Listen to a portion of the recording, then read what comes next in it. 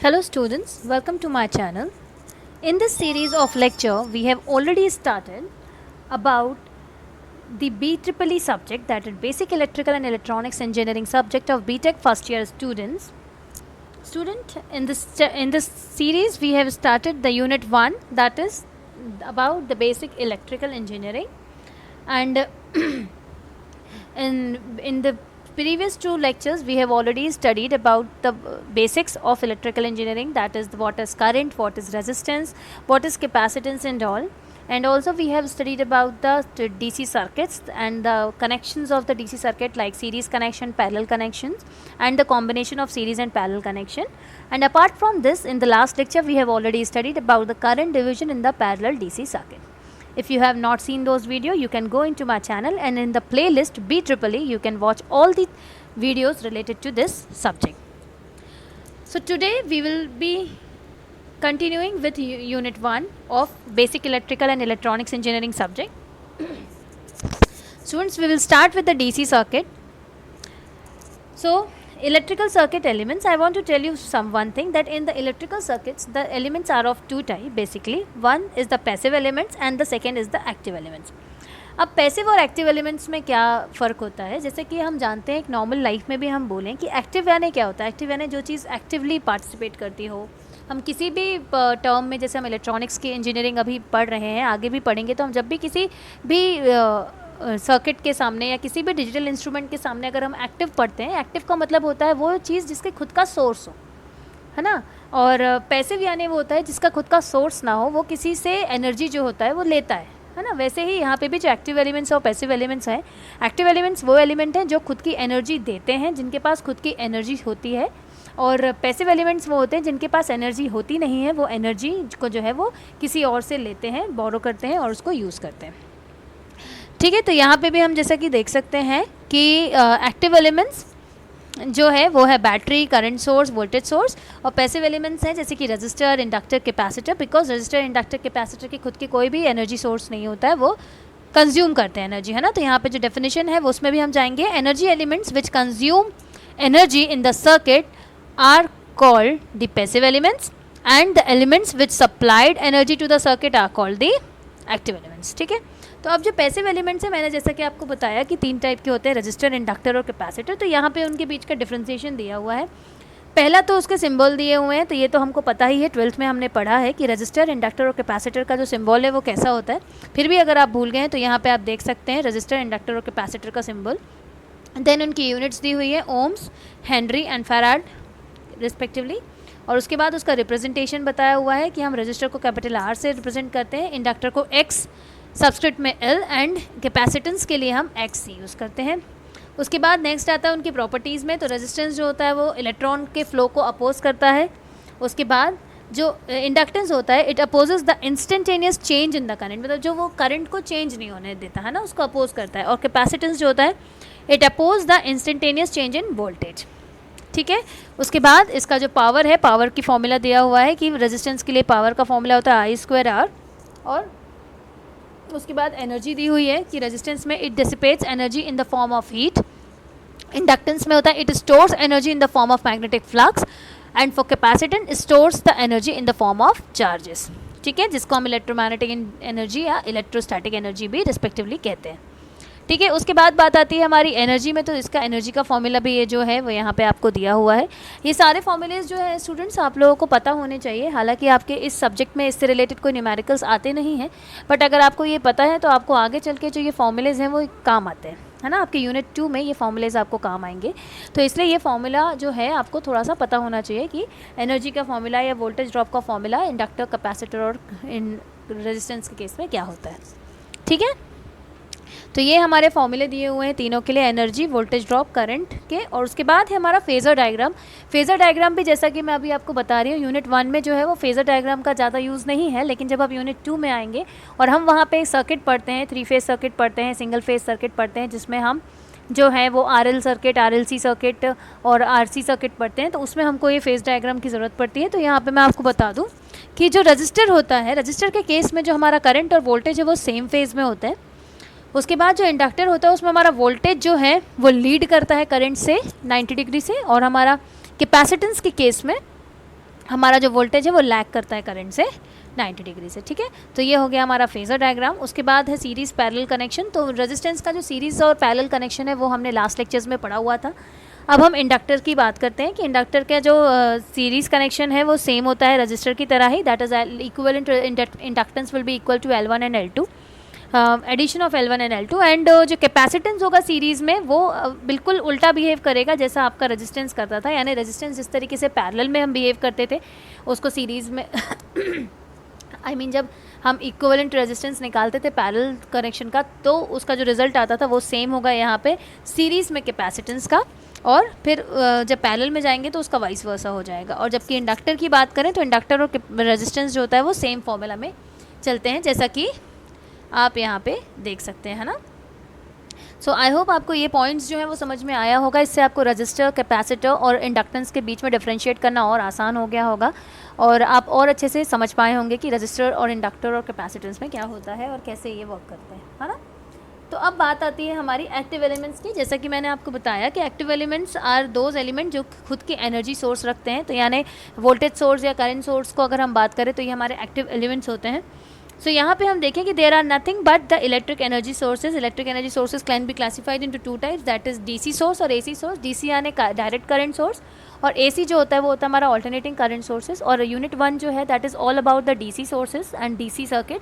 और फिर हम एसी के लिए हम यूनिट 2 पढ़ेंगे, ठीक है। तो डीसी में अब उसके बाद हम अगर फर्दर उसको क्लासिफिकेशन के लिए जाएँ तो DC source can be further classified into two types.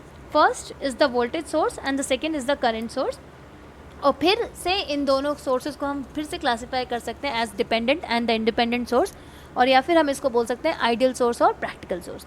तो अब आइडियल सोर्स और प्रैक्टिकल सोर्स क्या होता है स्टूडेंट्स? तो आइडियल सोर्स जैसा कि आपने सुना है कि आइडियल जो होती है किसी भी चीज़ की एक आइडियल कंडीशन अगर हो, जैसे कि अगर मैं किसी वोल्टेज सोर्स या करंट सोर्स की बात करूँ तो अगर हमारा जो वोल्टेज सोर्स है वो कंटिन्यूसली सेम वोल्टेज प्रोवाइड करेगा तो वो आइडियल कंडीशन कहलाती है। बट ऐसा होता नहीं है इन जनरल में। जैसे कि अगर आप किसी बैटरी की भी बात करते हैं, अगर वो 9 वोल्ट्स की बैटरी है तो उसमें ये होता है कि वो जो बैटरी है वो 9 वोल्ट की तब होती है जब हम उसको न्यू खरीदते हैं, पर यूज़ करते करते करते धीरे धीरे धीरे उसका जो बैटरी, जैसे हम बोलते हैं ना बैटरी लो हो गई है, तो क्या होता है उसका जो वोल्टेज पावर लेवल होता है वो धीरे धीरे करके कम होता जाता है। तो इसका मतलब वो प्रैक्टिकल सोर्स है जो कि हमारा धीरे धीरे कम होते जा रहा है। लेकिन जो वोल्टेज सोर्स का जो प्रैक्टिकल ना होकर आइडियल होता है, आइडियल वोल्टेज सोर्स में ये होता है कि आइडियल वोल्टेज सोर्स जो है वो कांस्टेंट होता है ना। तो जैसे कि अगर हम यहाँ देखते हैं कि जिसमें हम वोल्टेज को, हम आइडियल वोल्टेज सोर्स को हम करंट इंडिपेंडेंट सोर्स भी बोलते हैं, और प्रैक्टिकल वोल्टेज सोर्स जो होता है वो डिपेंडेंट होता है, ठीक है। तो जैसे कि अगर हम आज बात कर रहे हैं यहाँ पे आइडियल वोल्टेज सोर्स की, तो यहाँ पे मैंने यहाँ पे दिखाया हुआ है कि what is an ideal voltage source. It is a two terminal device whose voltage is constant and is independent of the current, है ना। तो जो आइडियल वोल्टेज सोर्स होगा उसका वोल्टेज कांस्टेंट होगा, और कांस्टेंट होगा इसका मतलब ये है कि वो किसी और चीज़ से डिपेंड बिल्कुल भी नहीं करेगा। तो उसका जो हमारा वोल्टेज करंट रिलेशनशिप होगा वो किस तरीके से होगा, कुछ इस प्रकार होगा, है ना। तो उसमें जो वोल्टेज है, जो हमारा आउटपुट वोल्टेज है वो कंटिन्यूसली एकदम कॉन्स्टेंट चल रहा है ना। ये जो है हमारा कांस्टेंट चल रहा है।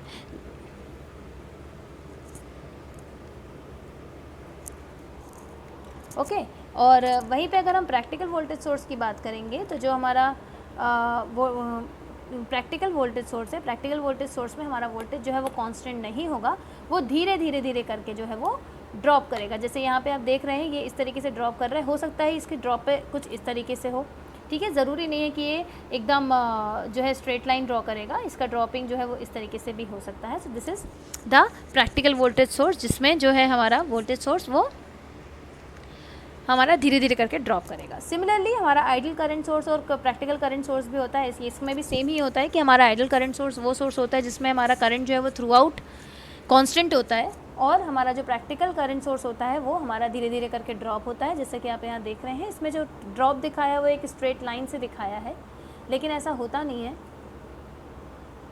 ना। हमारा जो ड्रॉप होता है वो जनरली कैसे भी ड्रॉप हो सकता है ना, वो धीरे धीरे करके ड्रॉप हो सकता है या स्ट्रेट लाइन में भी ड्रॉप हो सकता है, लेकिन वो कांस्टेंट नहीं रहेगा, ठीक है। So this was the difference between current ideal and practical current end voltage sources.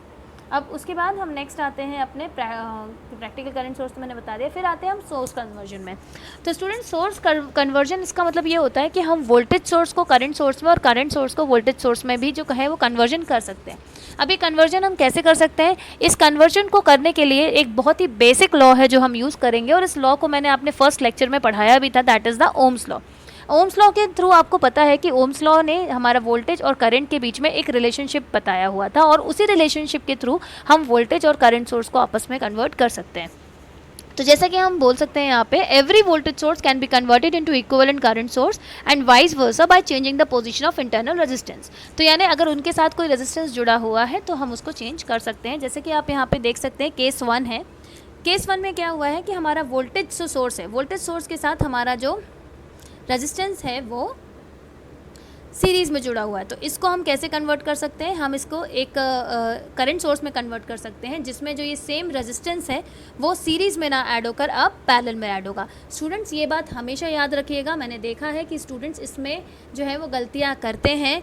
ये जो रेजिस्टेंस है वो रेजिस्टेंस गायब नहीं होता है, वो रेजिस्टेंस जो है वो सीरीज़ में ना होकर पैरेलल में कनेक्ट हो जाता है, ठीक है।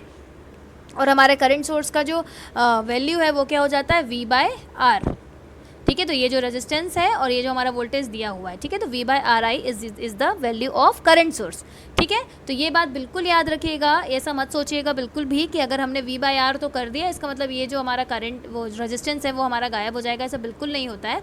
V/R हम ज़रूर करते हैं करंट सोर्स की वैल्यू पता करने के, लेकिन जो हमारा RI है वो जो है वो यहाँ पे पैरेलल में कनेक्ट हो जाता है, ठीक है। तो ये बिल्कुल भी मत भूलिएगा, जनरली स्टूडेंट्स इसमें गलती करते हैं और ये जो RI है उसको डिलीट ही कर देते हैं, ठीक है। तो ये तो हमारा पहला, जब हम वोल्टेज सोर्स को करंट सोर्स में कन्वर्ट कर सकते हैं। अब दूसरी बात आती है करंट सोर्स को वोल्टेज सोर्स में कन्वर्ट करने की। तो अगर हमें कहीं पे भी ऐसा सर्किट दिखता है जहाँ पे करंट सोर्स जो है वो एक रेजिस्टेंस से पैरेलली कनेक्टेड हो, तो उसको हम एक वोल्टेज सोर्स में कन्वर्ट कर सकते हैं, एक इक्विवेलेंट वोल्टेज सोर्स में, जहाँ पे हमारा जो वोल्टेज सोर्स है वो उसी रेजिस्टेंस के साथ सीरीज़ में कनेक्टेड होगा। और इसका जो वोल्टेज है according to Ohm's law V is equals to IR, तो हम यहाँ पे वोल्टेज की हमारी वैल्यू क्या आएगी? V is equals to IR, जिसमें I जो है वो इस करंट सोर्स की वैल्यू है और R जो है वो इस रेजिस्टेंस की वैल्यू है, ठीक है। तो इस तरीके से हम करंट सोर्स को वोल्टेज सोर्स में और वोल्टेज सोर्स को करंट सोर्स में कन्वर्ट कर सकते हैं। एक बात याद रखिएगा, हम करंट सोर्स को वोल्टेज में तभी कन्वर्ट कर पाएंगे जब करंट सोर्स के साथ एक रेजिस्टेंस जो है वो पैरेलल में लगा हुआ हो, और वैसे ही हम वोल्टेज सोर्स को करंट सोर्स में तब कन्वर्ट कर पाएंगे जब वोल्टेज सोर्स के साथ एक रेजिस्टेंस जो है वो सीरीज़ में एडेड हो, ठीक है। तो अब बात ये आती है कि आपको ज़रूर ये लग रहा होगा कि मैम इसकी ज़रूरत क्या है, हम क्यों कन्वर्ट करते हैं? तो स्टूडेंट्स, कन्वर्जन की ज़रूरत ऐसे होती है कि कन्वर्जन जब हम करते हैं तो जो हमारा एक कॉम्प्लिकेटेड सर्किट है उसको हम सिंप्लीफाई कर पाते हैं कन्वर्जन के थ्रू, है ना। तो कन्वर्जन के ऐसे कुछ इम्पॉर्टेंट एडवांटेजेस हैं, ठीक है। इससे रिलेटेड हम कुछ न्यूमेरिकल्स भी करेंगे आगे, है ना। तो this was all about the conversion.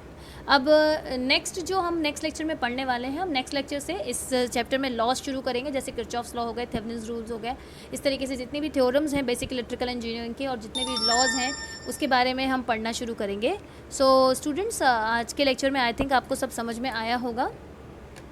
So I hope कि आपको सब समझ में आया हो। अगर ना आया हो तो प्लीज़ आप मुझे कमेंट सेक्शन में कमेंट कर सकते हैं, या फिर मेरी ईमेल आईडी में आप मेल भी कर सकते हैं। मेरी जो ईमेल आईडी है इस वीडियो के एंड में दी हुई है। अगर आपको ये हैंड रिटन नोट्स चाहिए हो तो भी आप मुझे ईमेल कर सकते हैं।